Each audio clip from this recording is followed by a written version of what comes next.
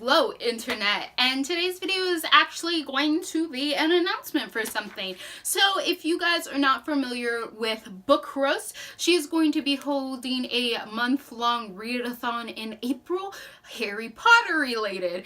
So you probably could tell by the title below and you're just like, what is that? Have I not heard of it yet? So I'm going to link Book Roast down below so that you can watch her official announcement video and you can get all the details in her description box so that you can be informed of what's going on for this readathon.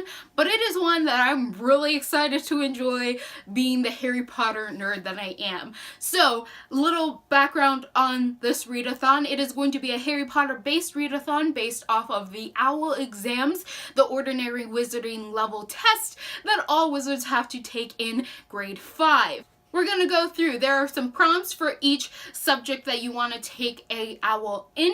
You have to complete a book that fits into the prompt for that particular subject. You have to complete a number of these tests so that you can get an O or a passing grade. So we're going to go first through the different exams that you can take in the different subjects and what is required for those subjects, what I plan to read for those subjects, and then how the grading works at the end of this. So this is basically my OWL exams TBR video. And you know, if I'm not going to try to Ravenclaw my way through this and be the most outstanding student ever because I'm out here for all the O's, you're kidding yourself. Like, I'm gonna complete as many of these subjects as possible because I'm gonna get all the O's.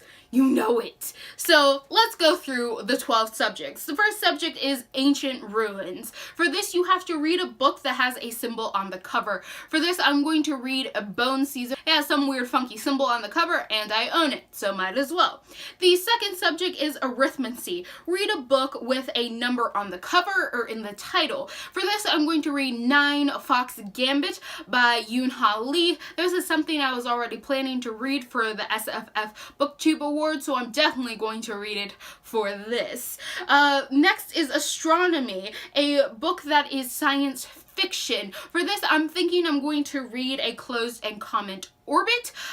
It is something by Becky Chambers. It is sort of the follow-up to A Long Way to a Small Angry Planet. We continue along with the story of Lovelace, who was introduced but is now going to be reintroduced in this next book. Next subject is Care of Magical Creatures. For this, you have to read a book that includes magical creatures or has a magical creature on the cover. For this, I'm going to read City of Brass by S.A. Shamborti. This is a book also for BookTube SFF that I was already planning to read, and if I'm not mistaken, this book also has a lot of djinn in the book, so I know that counts as a magical creature, so I'm going to be reading that. The next subject is Charms. So here you read a fantasy book. I'm thinking of reading Stone Sky. Again, this is another BookTube SFF book that I have to read. It is by M.K. Jemisin. It is the final book in the 5th season trilogy. I own it. I need to read it, so why not for this readathon. Next is Defense Against the Dark Arts. Here you have to read a book that features secret societies. This ties back to Dumbledore's army and everything that happened in the 5th book. Here I'm not quite sure what I'm going to read because I can't just look at my shelf and be like, oh, you definitely have a secret society in there. I'm currently reading a book about a secret society, but like, it doesn't count because I'm reading it before the readathon. I'm thinking that I might go with something like Percy Jackson because that technically has a secret society with them hiding the kids at Camp Half-Blood and stuff like that. Something along those lines. This is still up in the air for this one, but I'm definitely going to complete it. Like, I'm not going out without my DADA OWL. Like, no. I need to know how to defend myself. The next subject is Divination. Read a book featuring prophecies. I'm going to be trying to read Well of Ascension by Brandon Sanderson. A prophecy was mentioned in Mistborn, so I am assuming that it is going to be discussed more in the second book because it was like some weird prophecy about like ending the world or the hero coming, like, you know, the chosen one stuff. So I'm going to try to read that. Hopefully that I can get the audiobook in time for that. If not, I will try to figure out another book that I can read. Next subject is herbology.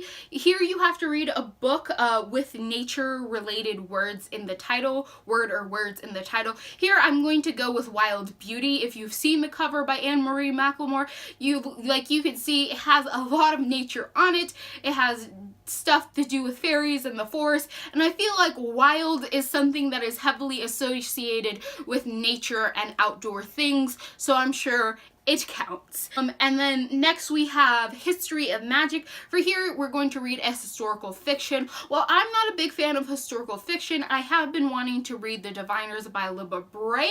I just got a new copy of that, and from what I can tell, it takes place in the early 1900s, so that counts as historical fiction because it's not happening in modern day. If anything, I'll just reread The Tiger's Daughter because that is an awesome book, and it counts as historical fiction, even though it's also fantasy, but it takes place in ancient Asia, so that still counts, but definitely going to complete that.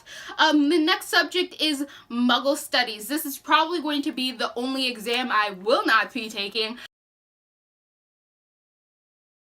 because the requirements is a Muggle nonfiction book.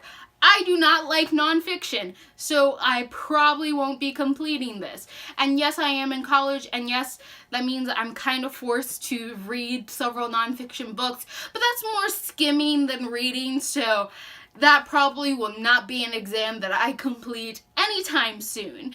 The next subject is potions. Read a book about or with alchemy. This is going to be a little weird because I'm thinking that I want to watch Full Metal Alchemist Brotherhood. This is an anime slash manga. It comes in both forms. Brotherhood in particularly closely follows the manga as far as I'm aware. I always watch my anime with subtitles. I watch everything with subtitles, so I will be watching the Japanese version with the underlying subtitles, so I feel like I'm going to have to read if I want to understand. And because it so closely follows the manga, I feel like it's not cheating, really.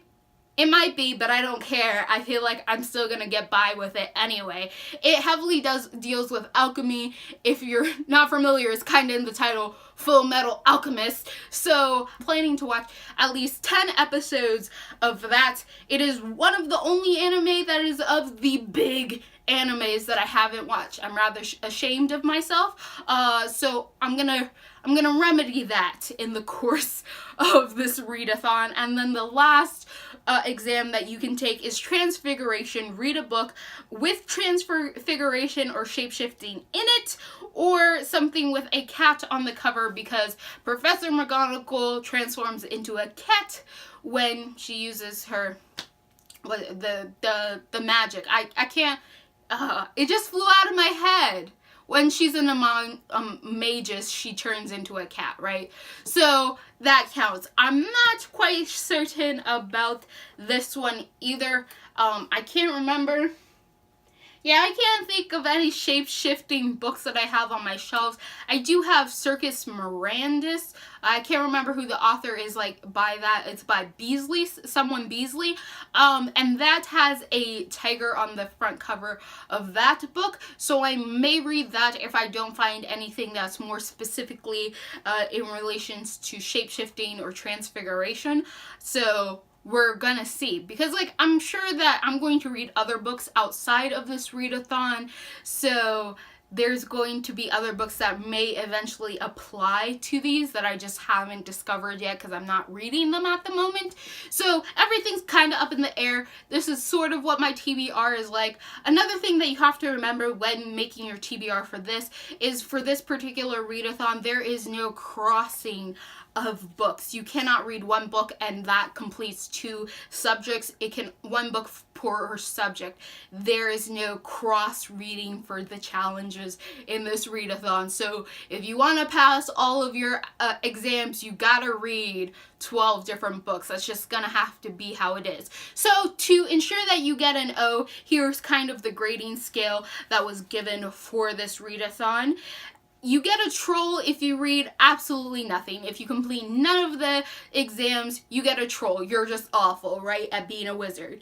You get a poor grade if you only attend one of your owls and only complete one of the subjects. You get an acceptable if you get 2 owls completed. You get an exceed expectations if you get 3 owls completed, and you get an O for outstanding if you get 5 owls. I am a super overachiever. I am planning to get all 12 owls.